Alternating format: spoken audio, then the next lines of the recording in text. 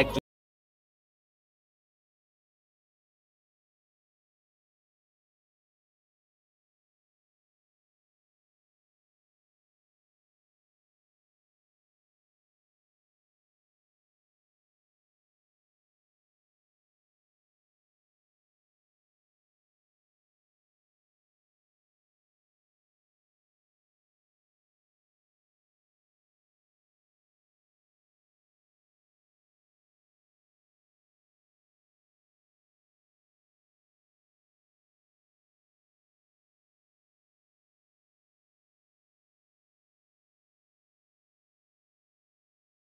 যুবক এই ভয়াবহতার শিকার। এখান থেকে উত্তরণের পথ কি? সর্বপ্রথম কথা হলো, অর্ধেক উত্তরণের পথ তো এখানেই যে আপনি নিজে সমস্যাটা ধরতে পেরেছেন, অনুভব করতে পেরেছেন যে আপনি ভুল পথে আছেন। যে তরুণরা এই অনুভবটা, এই উপলব্ধিটা তাদের মধ্যে জাগ্রত হয়েছে, আমি মনে করি সমাধানের অনেকটুকু পথ তারা অগ্রসর হয়ে গেছেন আলহামদুলিল্লাহ। যারা এখনো এটা অনুভব করতে পারছেন না, তাদের উচিত নিজের সমালোচনা করা, আত্মসমালোচনা করা, যে আমি যে পথে হাঁটছি এই পথটি আমার ধ্বংস ডেকে আনবে। ইসলাম জেনার ব্যাপারে যত কঠোর, অন্য কোনো ব্যাপারে এত কঠোর না।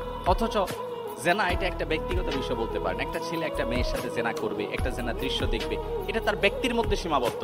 সাধারণত ইসলামী শরিয়ার যে দণ্ডবিধি আছে আপনারা দেখবেন, ব্যক্তিগত পাপের জন্য ইসলাম দণ্ডবিধি আরোপ করে না। আপনি নামাজ পড়েন নাই, শরীয়ত কোনো হদ ঠিক রাখে নাই তার জন্য। নামাজের চেয়ে, সলাতের চেয়ে গুরুত্বপূর্ণ আর কি আছে ইসলামে? আপনি পড়ছেন না, শরীয়ত তার জন্য কোনো বেত্রাঘাত, কোনো জেল জরিমানা ফিক্স করে দেয় নাই, কোনো হদ দেয় নাই। আপনি সিয়াম পালন করছেন না, রোজা রাখছেন না ফরজ রোজা, আপনার ব্যক্তি ক্ষতি হচ্ছে। এজন্য ইসলাম তার জন্য কোনো দণ্ডবিধি রাখেনি। আপনি হজ করছেন না, ইসলামের মৌলিক রকমগুলো, আরো মৌলিক অনেক বিষয় আছে যে বিষয়গুলো না করলে বা কোনো অপরাধ করলে, কোনো গুনাহের কাজ করলে শরীয়ত সরাসরি কোনো শাস্তি আরোপের কথা বলেনি। সেখানে যখন যারা দায়িত্বে থাকবেন, বিচার কার্য পরিচালনা করবেন, তারা অবস্থা ভেদে হয়তো কোনো ফরমান জারি করবেন। শরিয়া কোনো হদ ঠিক করে দেয়নি। শরিয়া হদ ঠিক করে দিয়েছে কোথায়? চুরি করলে। কেন?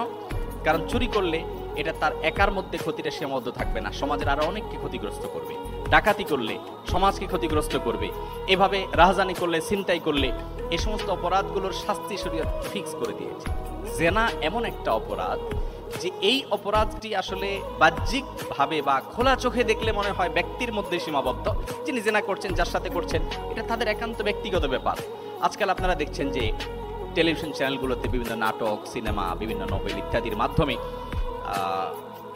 যুবকদেরকে বিশেষ করে অবৈধ সম্পর্ক করা বিষয়টিকে এত স্বাভাবিক করে দেওয়া হচ্ছে যে এটা কোনো দোষের কিছু না। আর কিছুকাল পরে এদেশে এটাকে অপরাধ বা গুনাহের কথা বলতেও আপনাকে 10 বার ভাবতে হবে হয়তো। সেই দিকে আমাদেরকে নিয়ে যাওয়া হচ্ছে।